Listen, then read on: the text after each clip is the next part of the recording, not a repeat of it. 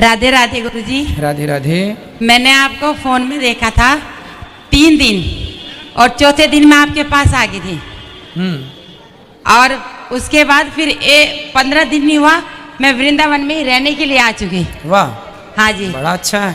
पर मेरे 2-3 सवाल है गुरुजी। बोलिए। आप ये बताइए, जब एक बेटी अपना परिवार छोड़ के आती है पति के घर और वो पति उसका निंदा ही निंदा करता रहता है, जब बच्चे बड़े हो जाए सब कुछ हो जाए एंड में लात मार के निकाल दे कि तेरा घर में तेरा यहाँ पे हक कोई नहीं है, तो गुरुजी आप मुझे ये बताइए औरत का असली हक कहाँ पे है? हेलो दोस्तों, इसमें बताया है कि अनिरुद्धाचार्य जी ने कि औरत का हक असली पर कहाँ पर होना चाहिए, उसका आखिर हक क्यों लोग छीन लेते हैं, शादी हो जाती है उसके बाद घर से निकाल देते हैं, लात मार के भगा देते हैं। तो पूरा डिटेल में बताया है, पूरा वीडियो आगे देखिए और चलो देर न करते हुए वीडियो स्टार्ट करते हैं। औरत का असली हक के घर, हक बताइए, भी वो माँ बाप के घर पे होता है या पति के पास होता है? पति के पास ही है। और वो पति जब बच्चों से या माँ बाप से लात लगवा करके निकाल दे तो फिर क्या करना चाहिए? तो भाई पति को समझाया जाए, इसलिए हम कहा करते हैं कि गृहस्थ की शुरुआत केवल संस्कारों से हो। जैसी शादी हो सबसे पहले दुल्हा दुल्हन को किसी सदगुरु के द्वारा सत्संग से जोड़ दो, ताकि जीवन में सारी जिंदगी उनको संस्कारमय जीवन जीने का अवसर प्राप्त हो जाए। यदि संस्कारवान दोनों होंगे पति और पत्नी तो ये नौबत ही नहीं आएगी लात मारने की और घर से निकालने की। संस्कारहीन होंगे तो ये तो स्थितियां जीवन भर बनी रहेंगी। इसलिए शादी आजकल क्या है, शादी हुई कुल्लू मनाली चले जाते हैं, है ना। अरे शादी हुई तो पहले वृंदावन आओ, बिहारी जी का दर्शन करो और सत्संग से अपनी जिंदगी की शुरुआत करो, गृहस्थी की शुरुआत करो। संस्कार यही है। और एक दूसरी बात और गुरुजी, जैसे मैं पूजा करती हूँ, लड्डू गोपाल की सेवा भी करती हूँ, कुछ भी तो जहाँ भी मैं सारा काम करके पूजा करने बैठी, बोलिए तेरा भगवान हमें खाने को नहीं देगा, या तू इसे बाहर फेंक क्या, या तू घर में रह ले। फिर उसने अपने बेटे से कई बार मुझे पिटवाया भी। आपकी सास ने? नहीं, पति ने। सास ने तो कभी बहू माना ही नहीं है। अच्छा। 5 भाई हैं। मेरे पति दिल्ली पुलिस में थानेदार हैं। अच्छा। मेरे पापा भी यूपी पुलिस में थानेदार हैं। मेरे भाई जो हैं वो दिल्ली पुलिस में ही ट्रैफिक पुलिस में कमिश्नर हैं। वाह, बढ़िया है। अच्छे लेकिन नसीब माँ बाप कह देते हैं कि बेटी का घर ससुराल वालों के, पति के घर है। बिल्कुल। पति कहता है तेरा घर अपने घर चली जा, तेरा घर तो माँ बाप के है। तो असली घर या तो भगवान के ही है या फिर। आपके बच्चे हैं? बच्चे हैं जी, दिल्ली पुलिस की तैयारी करे, एक बेटी है।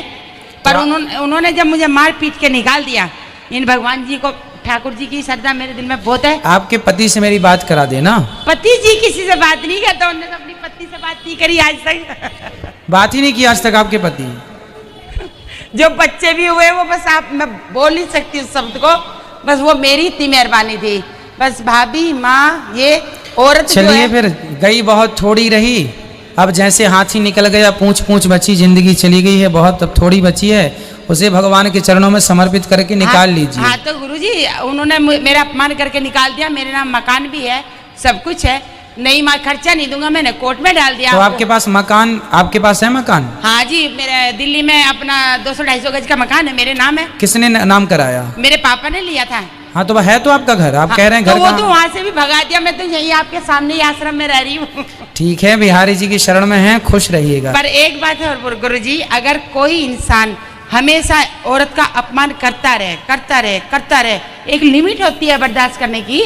सही तो उस अपमान करने वाले का अगर एक स्त्री भी उसका अपमान कर दे तो क्या रहेगा? अरे स्त्री तो फिर अपने रूप में आएगी, तो फिर भद्रकाली महाकाली बन जाएगी। बताइए। बिल्कुल बताएंगे हम। तो बताइए, अगर जो एक बेटा बाप की चात में आके माँ के रैपटे रैपटे बजा रहा है तो उस बेटे का क्या तो फर्ज आप है? भी कभी कभी बन जाया करो भद्रकाली। हाँ जब बन जाएंगे तो अपने आप सरेंडर हो जाएगा सामने वाला। हाँ तो मैं बन गई, मैं कोर्ट में डाल दिया, खर्चा नहीं ऐसा कोर्ट कचहरी वाला नहीं, कभी बन जाते हैं बिल्कुल ऐसे। अजी ये इनकी चौधरी की बात जो होती है ना, जो जाट होते हैं, जाट ये उल्टे ही किस्म के आदमी होते हैं। और खास करके पुलिस वालों की तो नजर भी तेरी औरत को कोई ना देख रहा, तू सबकी को देख। चलिए, सबकी देखिए, सबकी अपनी पर्सनल सोच होती है, सबके अपने पर्सनल विचार होते हैं। हम ये नहीं कह सकते कि सब ऐसे हैं ना, सब बहुत अच्छे होते हैं। कुछ कुछ होता है भाई, आम के पेड़ में भी बहुत आम बहुत अच्छे होते हैं, तो कुछ आम ऐसी टिर्री सा निकल जाता है। पर गुरुजी जो एक औरत अपनी ईमानदारी से बच्चों को पाल रही है, सब चलो अब देखो, इन बातों का कोई अर्थ नहीं है कि पहले आपके साथ क्या हुआ। अब इससे फर्क पड़ेगा कि आप वर्तमान में कैसे जी रहे हैं। हाँ खुश जी, रहिए, प्रसन्न रहिए। यदि घर की बातों को बना सकें, पति पत्नी मिलकर रह सकें, यदि आपके प्रयास से सब बन जाए, यदि सत्संग सुनने सुनाने से बन जाए, तो जोड़ लेने में देखो, हमारा सिद्धांत तो ये है, रिश्तों में कभी कैंची नहीं चलानी चाहिए, रिश्तों में तो सदा सुई चलानी चाहिए, ताकि रिश्ते प्रेम के धागे से जुड़े रहें। कैंची चलाने से रिश्ते टूट जाते हैं। पर गुरुजी उन्होंने तो तलाक के लिए बोल दिया, मैं कहा चल ठीक है, चलिए, आपको लेना है तलाक? है, मैंने तो बोलता लेना है तो ले लो। बोले अब फिर तो बोले, आप तलाक लेके क्या करेंगे? एक बेटे ने तो मेरे को मारा था। बेटे ने मारा जी, और मेरे पति ने खड़ा होकर पिटवाया था।